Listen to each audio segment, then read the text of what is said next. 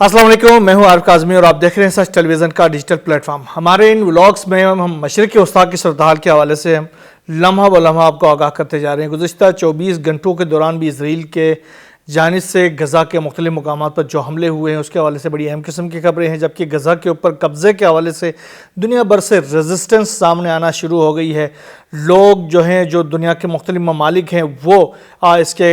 ख़िलाफ़ सफ़ आरा हो रही हैं। ख़ास तौर पर 5 ममालिक की जानिब से बाकायदा तौर पर एक मुश्तरका बयान जारी किया गया है नेतन्याहू के इस फैसले के खिलाफ। वो बयान क्या है, अमेरिका किस तरफ खड़ा है और चाइना ने क्या बयान दे दिया है, इसके हवाले से बड़ी अहम किस्म की खबरें हैं जो कि आपसे शेयर करेंगे। इसके साथ साथ जो इसराइल की जो फोर्सेस के और हुकूमत के दरमियान जो कशीदगी थी इस कब्ज़े को लेकर, वो कशीदगी अभी भी बरकरार है। याल ज़मीर जो कि इसराइली फोर्सेस के चीफ ऑफ स्टाफ है, उन्होंने आने वाले सिनेरियो को लेकर क्या मुतालिबात किए हैं इसराइल की गवर्नमेंट से। वो मुतालिबात बड़ी अहम किस्म के मुतालिबात हैं जो कि आपसे शेयर करेंगे। जबकि जो रिज़र्व फोर्सेस हैं वो क्यों नहीं लड़ना चाहते, उन्होंने लड़ने से इनकार क्यों कर दिया है। इसराइल की जो फोर्सेस हैं उनके रिज़र्व फोर्सेस ने इनकार क्यों किया है, बड़ी खबर है। ये एक ऐसी फ़ौज के लिए जो कि पहले ही जो फ़ौजी क़ुव्वत की कमी का शिकार है, उसके रिज़र्व फोर्सेस का लड़ने से इनकार करना उसके लिए एक बहुत बड़ा ब्लो हो सकता है। इसके साथ साथ लुबनान के अंदर जो कशीदगी है हिज़्बुल्लाह को गैर मुसल्लह करने के हवाले से जो लुबनान की गवर्नमेंट ने गैर मुल्की दबाव के ऊपर जो इक़दामात शुरू किए थे, उसके बड़े सीवियर किस्म के नताइज बरामद हो रहे हैं। लुबनान के दारुल हुकूमत बेरूत समेत जनूबी लबनान और लुबनान भर में एहतजाज का सिलसिला शुरू हो गया, जबकि लुबनान की गवर्नमेंट, लुबनान की फोर्सेस इस हवाले से क्या इक़दामात कर रहे हैं, बड़ी अहम किस्म की खबरें हैं, वो भी आपसे शेयर करेंगे। और जो अरबईन हुसैनी के हवाले से जो कि इमाम हुसैन अलैहिस्सलाम के चेहरुम के हवाले से करबला मोहल्ला में लाखों अफराद जो दुनिया भर से ज़ायरीन वहाँ पर पहुँचने की कोशिश कर रहे हैं। ऐसे में पाकिस्तान से जो ज़ायरीन हैं उनकी रवानगी के हवाले से तो मुश्किलात का आपने देखा ही है, लेकिन वहाँ पर भी कुछ मसाइल हैं जिनका कल भी हमने जिक्र किया था कि जो दहशतगर्द तंजीमें हैं वो उसको थ्रेट कर रही हैं। आज एक बड़ा वाक़या मेहरान बॉर्डर के ऊपर हुआ है, वो वाक़या क्या है इसके हवाले से भी जिक्र करेंगे। जबकि पाकिस्तान ने जो पाकिस्तान की जो फोर्सेस हैं उन्होंने फितनतुल हिंदुस्तान के ख़िलाफ़ बड़ी कार्रवाई की है, बहुत बड़ी कार्रवाई है। और इसके साथ साथ ये जो पाकिस्तान और भारत के दरमियान जो जंग हुई थी, उस जंग को लेकर तकरीबन 2 महीने 3 महीने बाद भारत को कुछ सूझी है। वो क्या सूझी है, किस तरह के दावे कर रहा है, किस तरह के उन्होंने अपने अवाम को बेवकूफ़ बनाने की कोशिश की, इसके हवाले से बड़ी अहम किस्म की और बड़ी शर्मनाक किस्म की मैं कहूँगा खबरें हैं जो कि आपसे शेयर करेंगे। बहरहाल तमाम तर ये जो खबरें सुनने के लिए आपको इस व्लॉग को आखिर तक सुनना पड़ेगा। सबसे बड़ी खबर लुबनान से आ रही है, जहाँ पर इजरायली और अमरीकी इमा के ऊपर जो लुबनान की जो गवर्नमेंट है, वो जो सदर हैं जोसेफ ओन और नवाब सलाम जो कि लुबनान के वज़ीर-ए-आज़म हैं, इन दोनों के इमा के ऊपर वहाँ पर एक बड़ी कशीदगी फैल गई है, क्योंकि वो हिज़्बुल्लाह को गैर मुसल्लह करना चाहते हैं। जबकि अमल मलेशिया है, अमल जो जमात है, इत्तेहाद है, और साथ साथ हिज़्बुल्लाह की जो वज़रा हैं उन्होंने इसकी सख्त मुखालिफत की है। उन्होंने धमकी भी दी है कि अगर आप में हिम्मत है तो हिज़्बुल्लाह को गैर मुसल्लह करके दिखाएं। इस वक्त लुबनान के दारुल हुकूमत बेरूत समेत जनूबी लबनान समेत तमाम तर लुबनान के मुख्तलिफ जो इलाके हैं वहाँ पर हिज़्बुल्लाह की हिमायत याफ्ता अफराद, जिनमें शिया हैं, अहले सुन्नत हैं, दरूज़ हैं और फिर ईसाई हैं, तमाम के तमाम सड़कों पर निकले हुए। और वो क्योंकि वो जानते हैं कि अगर उनकी कोई मदद कर सकता है, उनकी कोई हिफाजत कर सकता है, तो वो लुबनान की फ़ौज नहीं है बल्कि वो हिज़्बुल्लाह है जो कि उनकी मदद और नुसरत कर सकता है। लिहाजा वो हिज़्बुल्लाह को गैर मुसल्लह करने के ख़िलाफ़ सड़कों पर निकल आए। इधर लुबनान की जो फोर्सेस है उन्होंने ये दावा किया है कि उन्होंने हिज़्बुल्लाह से वाबस्ता 5 उनके कारकुनान को गिरफ़्तार कर लिया है, हिरासत में ले लिया है। लेकिन आने वाले दिनों में इसके जो नताइज होंगे वो काफ़ी सीवियर किस्म के हो सकते हैं, क्योंकि हिज़्बुल्लाह ने इसके ख़िलाफ़ बाकायदा तौर पर लुबनान की गवर्नमेंट को सख्त तनबीह की है कि इस तरह के किसी भी मूव का हिज़्बुल्लाह जो है वो सख्त जवाब दे देगी। दूसरी तरफ जो गज़ा के ऊपर कब्ज़े के हवाले से जो इसराइल के या बेंजामिन नेतन्याहू के जो प्लान्स हैं उसको दुनिया भर से उसको मुस्तरद किया जा रहा है। 5 ममालिक جو بڑے اہم قسم کے ممالک ہیں ان کی جانب سے ایک خط لکھا گیا ہے. انہوں نے اس کو ایک مشترکہ بیان جاری کیا گیا ہے جس میں آسٹریلیا ہے، جرمنی ہے، اٹلی ہے، نیوزی لینڈ اور برطانیہ ہے. ان کے وزرائے خارجہ نے مشترکہ بیان میں اس کو مسترد کر دیا اور انہوں نے کہا کہ ہم دو ریاستی حل پر عمل درآمد کے عزم کے لیے متحد ہیں. جبکہ جرمنی نے ایک قدم اور آگے بڑھاتے ہوئے اسرائیل کو جو غزہ میں استعمال ہونے والے ہتھیار ہیں اس کی سپلائی باقاعدہ طور پر روکنے کا اعلان کر دیا ہے، یعنی ان کو وہ اسلحہ دینے سے انکار کر دیا ہے. چائنا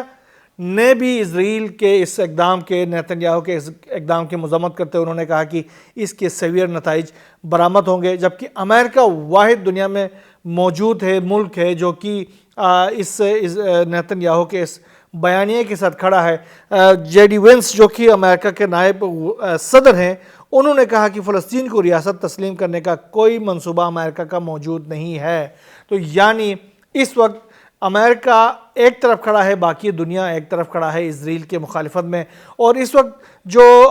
ان ممالک کی جانب سے باقاعدہ طور پر اقوام متحدہ کی سلامتی کونسل کا اجلاس بھی طلب کر لیا گیا تھا جو کہ آج پاکستانی وقت کے مطابق رات کو 11 بجے شروع ہونا ہے. اس میں بھی 15 میں سے جو 14 ممالک ہیں انہوں نے یہ اجلاس طلب کرنے کے لیے باقاعدہ درخواست جمع کرا دی تھی، اور ایک ملک جو کہ اس کے مخالفت میں کھڑا تھا وہ امریکہ تھا. تو یہ طے ہو گیا کہ امریکہ ہی اسرائیل کو اس کی ایکسپینشنسٹ جو پالیسی ہے اس کو آگے بڑھانے میں بھرپور کردار ادا کر رہا ہے. کیونکہ آپ نے گزشتہ روز بھی دیکھا تھا ٹرمپ سے جب یہ سوال کیا گیا تھا کہ جو نیتن یاہو کا جو منصوبہ ہے اس کو آپ کیسے دیکھتے، تو انہوں نے کہا کہ نیتن یاہو جو کام کرتا ہے وہ اس فیصلے کا وہ خود ہی ذمہ دار ہے، وہ خود ہی فیصلہ بہتر کر سکتا ہے. اس حوالے سے میں کچھ نہیں کہوں گا. تو یہ آپ کہہ سکتے ہیں کہ باقاعدہ طور پر امریکہ جو ہے اس تمام تر کارروائی میں اسرائیل کے ساتھ بالکل کھڑا ہے. یدوت اہرنوت جو کہ اسرائیل کی اہم ترین اخبار ہے اس کی جانب سے یہ انکشاف کیا گیا ہے کہ اسرائیل کی جو سیکیورٹی فورسز کے جو تمام سربراہان ہیں انہوں نے کابینہ کے جو اجلاس ہے اس میں غزہ پر قبضے کے منصوبے کی مخالفت کی تھی. یاد ہوگا ایال زیمر کے حوالے سے میں نے کہا تھا کہ ایال زیمر نے سب سے زیادہ اس کی مخالفت کی ہے، جس پر ٹرمپ نیتن یاہو نے اس کو کہا تھا کہ تم ہوتے کون ہو کہ اس طرح کے فیصلے کرنے والے، غزہ کے اوپر قبضہ کرنے یا غزہ کے اوپر جو پلانس ہے اس کا وہ ہم کریں گے، آپ کو کوئی حق حاصل نہیں ہے، آپ امپلیمنٹ کرنے والے بنو اور آپ کا یہی کام ہے. نیتن یاہو نے ایک بیان جاری کیا. انہوں نے جب یہ صورتحال دنیا بھر سے دباؤ بھی آنے شروع ہو گئی، خود اپنے ملک کے اندر سے، کیونکہ اپوزیشن بھی اس کے خلاف بڑی سخت قسم کے بیانات دے رہی ہے، تو انہوں نے کہا کہ ہم غزہ پر قبضہ کرنے نہیں، اسے حماس سے آزاد کرانے جا رہے ہیں. غزہ کو غیر مسلح کر کے پرامن شہری انتظامیہ قائم کی جائے گی، اور غزہ میں شہری انتظامیہ میں فلسطینی اتھارٹی، حماس اور کوئی دہشت گرد تنظیم شامل نہیں ہوگی. اسرائیلی چیف آف سٹاف جو ہے ایال زیمر، انہوں نے اب اس صورتحال میں انہوں نے حکومت سے مطالبہ کیا ہے کہ یہ جو آپ نے منصوبہ بنایا ہے یہ منصوبہ ایسے مکمل نہیں ہوگا. اس وقت ہم فورسز کی شدید کمی کا شکار ہیں. اب اس منصوبے پر امپلیمنٹ کرنے کے لیے، اس منصوبے پر عمل کرنے کے لیے ہمیں 2 لاکھ ریزرو فورسز کی ضرورت ہے. 2 لاکھ ریزرو فورسز. آپ اندازہ کریں کہ 2 لاکھ ریزرو فورسز کوئی معمولی بات نہیں ہوتی. انہوں نے کہا کہ نہ صرف بھاری فوجی قوت بلکہ ایسے بنیادی ڈھانچے کی بھی ضرورت ہے جو اس وقت موجود نہیں ہے. آپ یہ تمام تر میرے مطالبات ہیں اس کو پورا کریں، میں پھر کوشش کرتا ہوں جا کر. اور اس کے ساتھ ساتھ انہوں نے یہ بھی خبردار کیا ہے کہ غزہ کے اوپر قبضہ کرنے کی جو مشن ہوگا وہ جو ہے ہمارے لیے کم از کم 1 سال سے اس زیادہ تک کے لیے ہمیں انگیج کر سکتا ہے اس علاقے میں، اور ہماری جو جانی نقصانات ہوں گے وہ بہت ہی زیادہ ہو سکتی ہیں. اس کے ساتھ ساتھ اسرائیل کی جو اپوزیشن ڈیموکریٹک پارٹی ہے اس کے رہنما ہیں یائر گولان، انہوں نے کہا کہ یہ جو وزارتی فیصلہ ہے اس نے چیف آف سٹاف کی سفارش کے برخلاف کام کیا ہے جو آنے والے نسلوں کے لیے تباہی اور یرغمالیوں کے لیے موت کا پروانہ ثابت ہوگا. ہمیں نیتن یاہو حکومت کے خلاف جد و جہد تیز کرنی ہوگی. اس حکومت کا خاتمہ ہی انسانی زندگیاں بچا سکتا ہے. آپ اندازہ کر سکتے ہیں یہ جو غزہ میں حماس کے قید میں جو افراد ہیں، اسرائیلی جو قید ہیں، اس کے حوالے سے بھی یہ جو کل جو وزارتی اجلاس ہوا ہے، ان کے جو سیکیورٹی کیبنٹ کا اجلاس ہوا ہے اسرائیل کے، انہوں نے کہا کہ ان کو اگر وہ ہمیں نہیں ملتے ہیں، انہوں نے باقاعدہ یہ فیصلہ کیا کہ ان کو یرغمالیوں کو اس فہرست سے نکال دیا جائے کہ ان کو رہا کرانا ہے، بلکہ غزہ کو حماس سے خالی کرنے کے مشن پر کام کرنا چاہیے۔ یرغمالی مر جاتے ہیں تو مرنے دو، ان کو اپنی فہرست سے ہی نکالنا چاہیے۔ تو یہ سیکیورٹی کابینہ کا فیصلہ سامنے آ گیا، جو آگے آنے والے دنوں میں اسرائیل کے اندر ایک بہت بڑے طوفان کا پیش خیمہ ثابت ہو سکتا ہے یہ بیان، کیونکہ اب اپوزیشن نے کلیئر کر دیا ہے کہ ہمیں نیتن یاہو اور اس کی گورنمنٹ سے جلد از جان چھڑانی ہوگی، ورنہ ہماری زندگیاں خطرے میں ہیں۔ جو ریزرو فورسز تھے انہوں نے بھی صاف انکار کر دیا ہے کہ ہم اب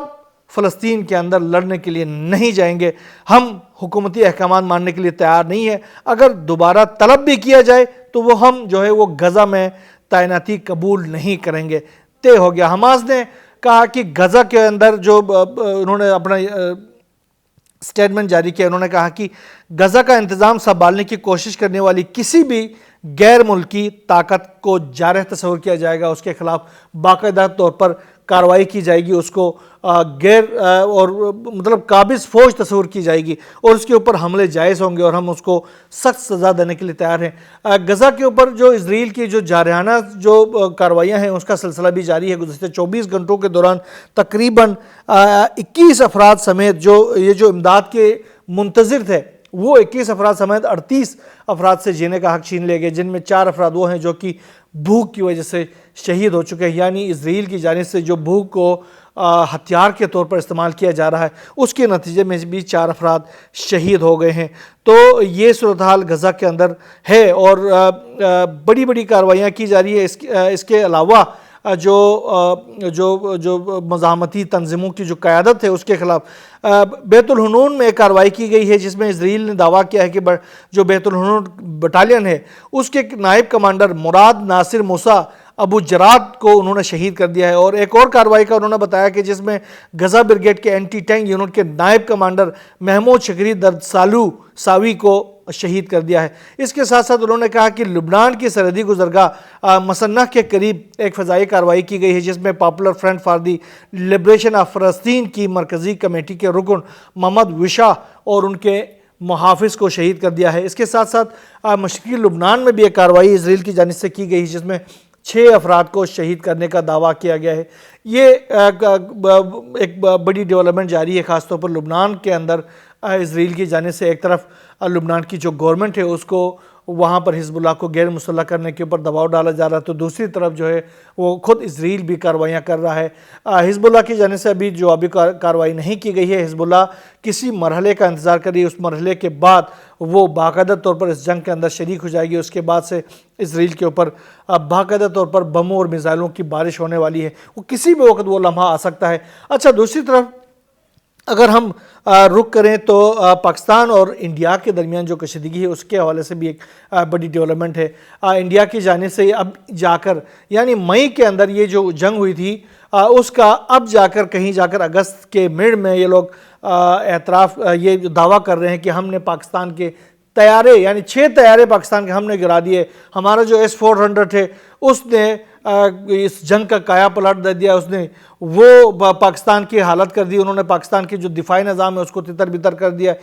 مطلب کئی ایسے متضاد دعوے جو کہ اپنے عوام کو جو کہ پہلے سے ہی بیوقوف بنی ہوئی ہے اس کو دوبارہ سے بیوقوف بنانے کی ایک نئی کوشش کی جا رہی ہے۔ دوسری طرف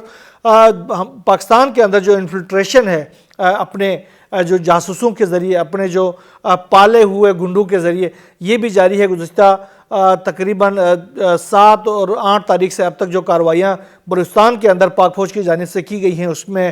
زوب کے علاقے میں، پاک افغان بارڈر کے قریبی علاقے میں تقریباً 47 سے زائد دہشت گردوں کو پار کیا گیا ہے۔ بہت بڑی کارروائی ہے اور یہ کچھ دنوں کے اندر اس علاقے کے اندر انسرجنسی یعنی بھارت کے فطرت الہندوستان کو تباہ کرنے کے حوالے سے پاکستان کی ایک بہت بڑی کارروائی ہے، اور اس کو پاکستان کی جو آنے والی دنوں میں، چونکہ